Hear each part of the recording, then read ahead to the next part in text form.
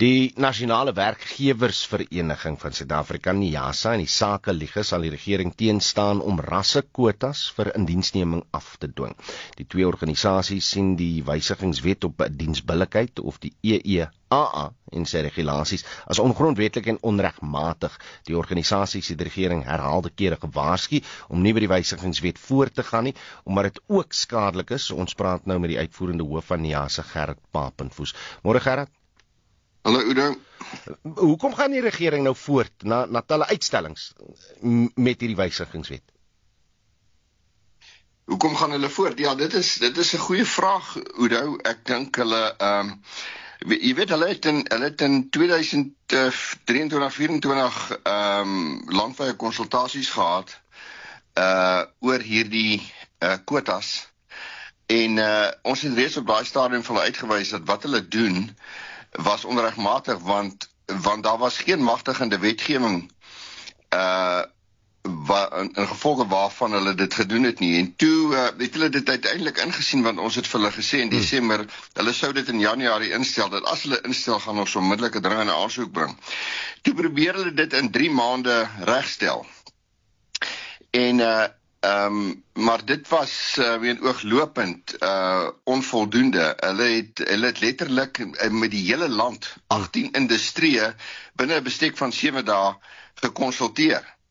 En toe het hulle gekom met hierdie ding wat one size fits all model is, suiwer gebaseer op ras. So wat dit op neerkom is dat 'n werkgewer moet nou gaan sit en letterlik sy besigheid bedryf aan die hand van 'n spreadsheet. Vergewe die Engels, ek het nie ander woorde daarvoor nie. Maar jy weet, dit is net iets wat mos nou onhaalbaar is. Dit is enige besigheid wat dit doen, pleeg kommersiële selfmoord. Jy kan nie 'n besigheid op so 'n basis bedryf nie. Die oomblik as jy meriete uit jou werksplek uithaal, is dit 'n afdraande pad. En ons het dit gesien, dis wat gebeur het met die staat, met die SOE, staatsbesitte, alles het opnuut gegaan, die hawens, alles, paaie, spoorweë, Eskom, water, elke ding, toe die staat begin om 'n land aan die hand van ras te bedryf, toe ontneem jy hom die vermoë ontneem jy daai instellings die vermoë om te presteer. So die doel word transformasie, nie meer dit waarvoor jy daar is nie.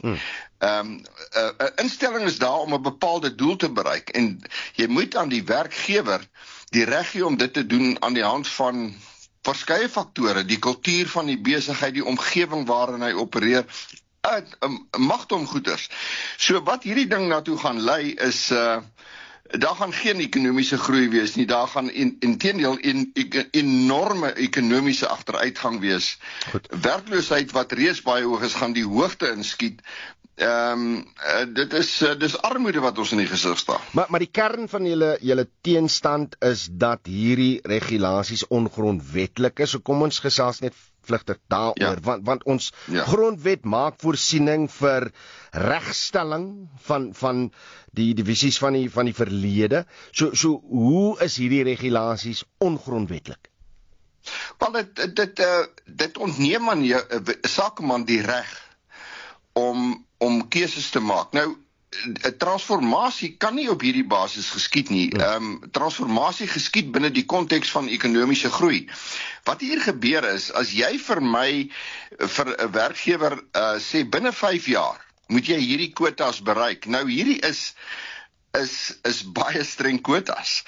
Dit is wat jy moet bereik. As jy kyk na die tegniese deel van die kwotas, die tegniese skilled technical, daai area, laat dit so min as 4% oor vir byvoorbeeld wit is, waar daar baie geskilled mense is, tegniese skilled mense is.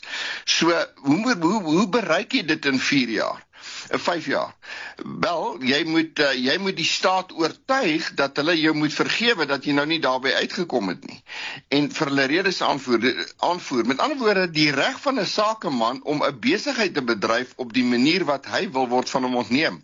Nou, 'n mens word nie 'n sakeman of 'n entrepreneur met die doel om deur die staat voorgeskryf te word hoe jy dit doen nie. So daai reg om my besigheid te bedryf, dit is dood eenvoudig 'n saak van onmoontlikheid. En hier is nie 'n enkele sakeman wat vanmôre hierna luister en sê, nee Gerard, weet jy, ons sal graag so iets wil doen nie. Dit is suiwer onmoontlik. As jy vir my sê, jy gaan 'n besigheid bedryf, maar jy kan 'n besigheid bedryf, maar jy gaan jou mense so struktureer aan die hand van kleur, dan sê ek vir jou, dan gaan ek oor die grens en ek gaan bedryf my besigheid op 'n ander plek. En so gaan buitelandse maatskappye presies dieselfde doen. Hulle gaan hulle belegging in Suid-Afrika onttrek, want hierdie word 'n plek waar jy dood eenvoudig nie kan besigheid doen nie. Biljoene, as dit nie triljoene is nie, gaan die land verlaat, want geen besigheid, jy weet, as jy hierdie konsep aan die Duitsers verduidelik, ek gebruik nou maar 'n voorbeeld,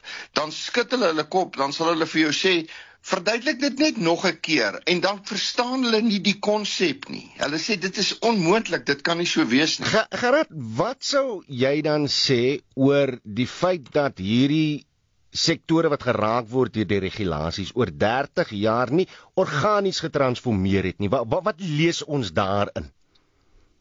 Wel, dit lees daarin dat 'n besigheid dit nie kan doen nie, maar dit is nie waar dat dit nie getransformeer het nie.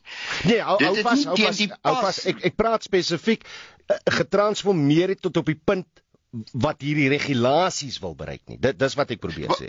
Ja, ek verstaan jou so. Ja, wat dit bewys is dat dit nie moontlik is nie. Jy sien, as die ekonomie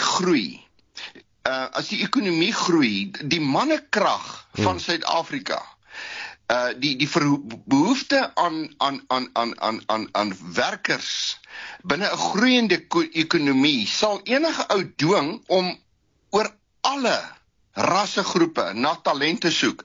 Wanneer ek 'n persoon aanstel in my organisasie, dan kyk ek nie na die kleur van daai persoon nie. Ek kyk na die kwaliteit van die persoon, geweet aan 'n klomp kriteria. Maar jy kan nie vir my sê wie ek gaan kies nie. Ek sê ek vat die beste. Nou, NIASA, my organisasie, is die enige ander besigheid, word getransformeer, maar nie teen hierdie spoed nie. En as jy in 'n situasie is waar die ekonomie agteruit gaan, waar daar nie groei is nie, en jy kan nie ou ontslaan om 'n ander ou in sy plek aan te stel nie, sal jy nie transformasie kry nie, maar kry 'n groeiende ekonomie, 'n land waar mense wil belê, waar jy dood eenvoudig 'n groter waar jou werkswag moet groei, en daar is nie talent in jou groep nie, dit is oral. Geen mens, geen sakeman sal 'n ou op kleur wegwys wat hy in gevolge meriete kan en moet kies nie. Dit gaan nie gebeur nie, maar as daar nie groei in jou besig is nie, sit jy met wie jy het, en jy gaan nie van hulle ontslaa raak nie. So, die doodskoot vir transformasie is agteruitgang of afname in die ekonomiese groei. Gerard Papenfoos, dankie vir jou tyd hier op Monitor. Ons moet hom daar 'n bietjie kort knip. Hy is die uitvoerende hoof van die Nasionale Werkgewersvereniging van Suid-Afrika, oftewel NIASA.